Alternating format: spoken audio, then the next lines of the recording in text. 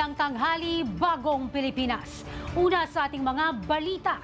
Sa pagbisita ni South Korean President Lee Jae-myung sa bansa, mas pinatibay ang strategic partnership sa pagitan ng Pilipinas at Republic of Korea.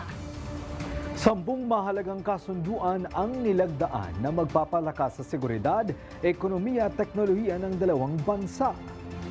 Mula sa modernisasyon ng ating defense sector hanggang sa pagpapalawak ng pagtuturo ng wikang Koreano sa mga paaralan, patuloy ang pagsusulong ng dalawang bansa tungo sa isang future-ready na kinabukasan. Si Sofia Potenciano para sa 13 sa tanghali.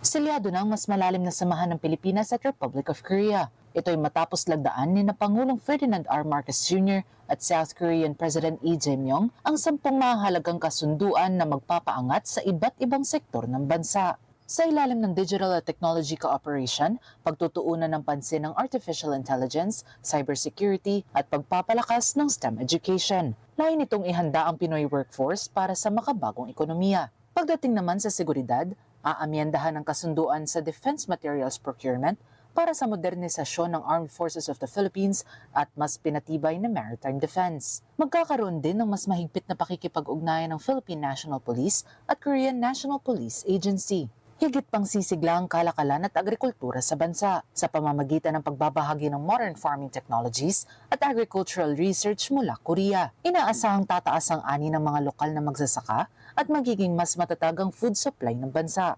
Hindi rin mawawala ang pagpapalalim ng koneksyon ng dalawang kultura, palalawakin ng Korean language program sa mga pampublikong paaralan, habang patuloy na bibigyan pugay ang sakripisyo ng ating Korean War veterans sa ilalim ng Patriots at Veterans Affairs. Samantala, protektado na rin ng Filipino innovators dahil sa mas pinagtibay na intellectual property cooperation ng Pilipinas at South Korea para sa mas mahigpit na pagpapatupad laban sa piracy at pamimiki. Ang mga hakbang na ito ay bahagi ng pagbuo ng isang future-ready na partnership kung saan ang teknolohiya at tradisyon ay magkasamang magdadala ng kaunlaran sa parehong bansa. Para sa totoong balita sa Bagong Pilipinas, Sofia Potenciano, 13 sa tanghali ng Congress TV.